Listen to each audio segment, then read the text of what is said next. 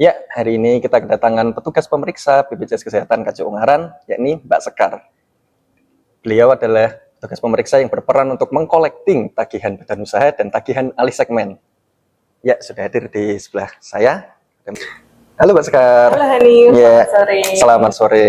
Oke, Mbak Sekar, ini langsung ke pertanyaan aja kali ya. Nah, untuk segmen peserta itu ada apa aja sih Mbak Sekar? Baik, kalau untuk segmen peserta di BPJS Kesehatan itu ada yang namanya PPPU. PPPU adalah pekerja bukan penerima upah atau kata lain dari peserta mandiri.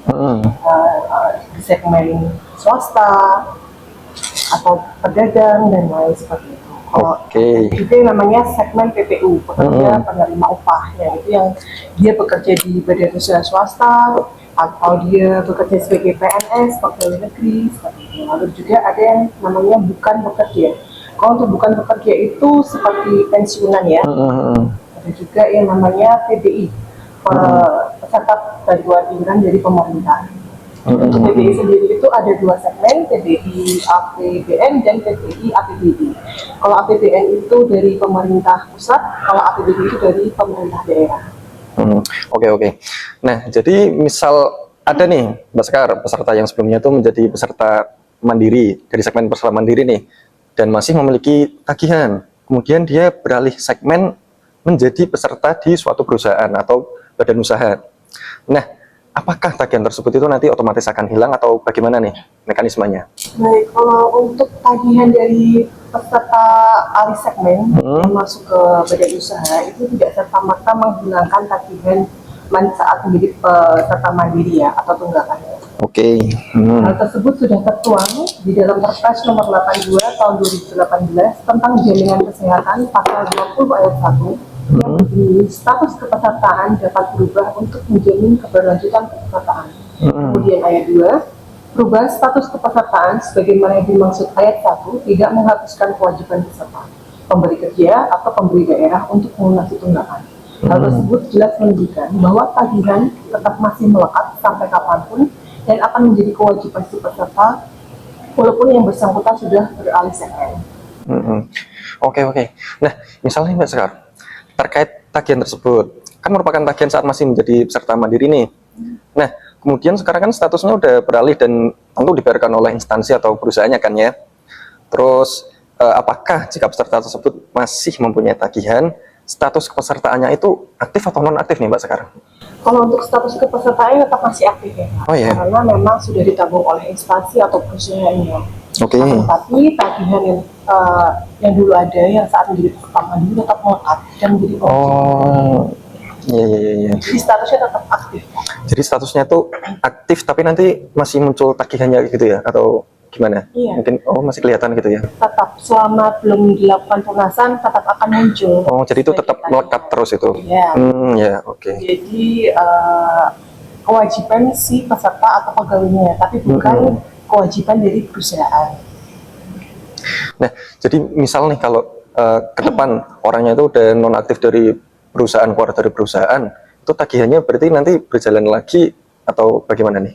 Untuk ketika peserta tersebut sudah keluar dari perusahaan, tagihan tersebut tetap berhenti dan tidak berjalan lagi kecuali yang bersangkutan itu melakukan pendaftaran mandiri kembali. Tapi sebelum melakukan pendaftaran mandiri pun yang bersangkutan harus melunasi tagihan sebelumnya, bisa mendaftar ulang sebagai peserta mandiri. Nah, tapi tadi kan dijelaskan kalau misalnya status kepesertaannya kan udah aktif nih dari perusahaan. Nah, jadi tagihan mandirinya kan otomatis berhenti nih. Nah, itu emang ada resiko atau dampak kedepannya bagaimana sih Mbak Sekar? Mungkin kalau untuk resikonya resiko jangka panjang ya jika tidak dilakukan pembayaran. Misalkan yang bersangkutan resign atau sudah keluar dari perusahaan dan yang bersangkutan itu mendaftar BPJS Kesehatan kembali, itu harus melunasi seluruhnya. Lalu misalkan yang bersangkutan saat melakukan pelunasan belum ada 45 hari melakukan rawat inap di rumah sakit, otomatis mendapatkan denda saat rawat inap di rumah sakit. Nah, tapi kalau misalnya sekarang kan beralih segmen ke perusahaan, itu kan udah aktif ya. Apakah peserta tersebut yang memiliki tagihan masih bisa berobat di fasilitas kesehatan? Selama yang bersangkutan masih sebagai PPU, pekerja penerima upah yang dibayarkan oleh instansinya, peserta tersebut posisinya tetap masih aktif dan bisa melakukan pelayanan Mm-mm. di vaskes tingkat pertama maupun vaskes tingkat rujukan atau iya. rumah sakit. Mm-mm.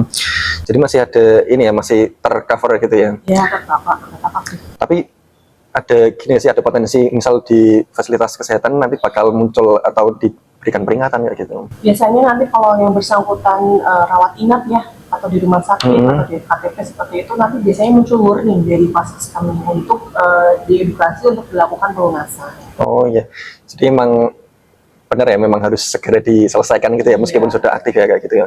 Terus misalnya ada peserta yang mau membayar tagihan alih segmen tersebut, itu bagaimana sih Kak cara untuk membayarnya?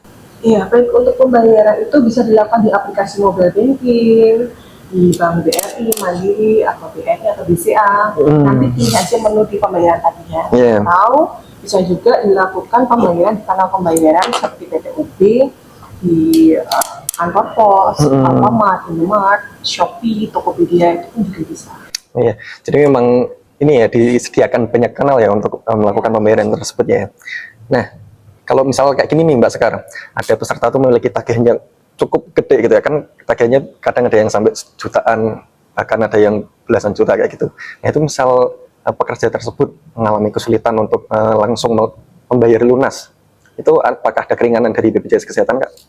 Baik, kalau misalkan jika peserta tersebut tagihannya besar ya, Iya. dan tidak bisa membayar sekaligus atau memang belum bisa, itu kami ada solusi yang namanya aplikasi rehab. Nah, rencana Rehab ya. rehab, ya. Aplikasi tersebut ada di aplikasi mobile JKN. Jadi yang bersangkutan bisa melakukan cicilan atau rencana pembayaran tahap di aplikasi rehab mobile JKN. Untuk masa cicilannya tuh di rehab ini sampai berapa bulan Mbak Sekar?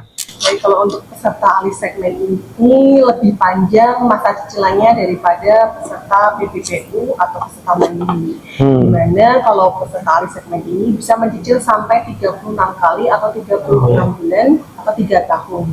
Lebih lama Kak, lebih panjang. Oh ya, lebih lama.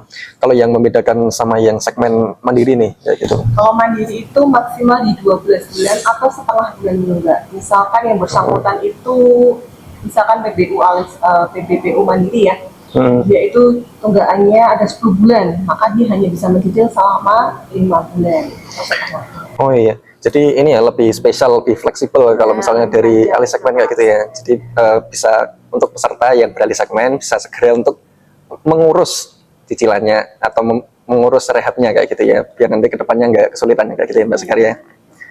Terus untuk nih cara mendaftar rehab atau cicilannya tuh bagaimana Mbak Sekar? Bisa melalui aplikasi mobile JKN. Yang bersangkutan harus melakukan download aplikasi mobile JKN. Nanti di sana nanti pilih menu rehab, rencana pembayaran bertahap. Di situ nanti kalau memang ada tunggakan, nanti diklik aja di aplikasi rehab, nanti di situ akan muncul simulasinya. Misalkan tunggakannya 1 juta atau 2 juta, nanti akan muncul simulasi jumlah tagihannya per bulannya berapa. Misalkan 6 bulan, 7 bulan, atau 12 bulan, 36 bulan, nanti akan langsung muncul simulasi tagihannya. Oh iya. Untuk syaratnya nih ada minimal cicilan atau bagaimana? Untuk pembayaran, untuk melakukan rehab atau rencana pembayaran bertahap cicilan itu harus minimal punya tunggaan 2 bulan, minimal 2 bulan. Jadi yang bisa melakukan cicilan itu untuk tunggaan 3 bulan ke atas. Oh iya, oke. Nah, jadi udah dijelaskan ya tadi terkait tagihan alih segmen oleh Mbak Sekar nih kayak gitu. Jadi meskipun sekarang statusnya itu udah aktif dibebankan atau ditanggung oleh perusahaan, akan tetapi tagihan saat masih menjadi peserta mandiri itu masih tetap melekat sampai kapanpun. Jadi meskipun nanti peserta atau pekerja nanti resign atau keluar dari perusahaan, tagihan tentu akan muncul. Nah, mumpung masih bekerja, BPJS-nya aktif nih dari perusahaan dan masih ada pemasukan, untuk peserta atau pekerja yang masih memiliki tagihan alih segmen untuk bisa segera diurus. Apalagi tadi kan udah dijelaskan sama Mbak Sekar ya, terkait yang rehab atau cicilan itu lebih fleksibel sampai 36 bulan atau 3 tahun. Jadi untuk pekerja bisa melakukan pendaftaran rehab atau melakukan pengecekan tagihan di aplikasi mobil JKN. Ya, sekian dari saya, Ahmad Hanif dan Mbak Sekar. Assalamualaikum warahmatullahi wabarakatuh. Waalaikumsalam.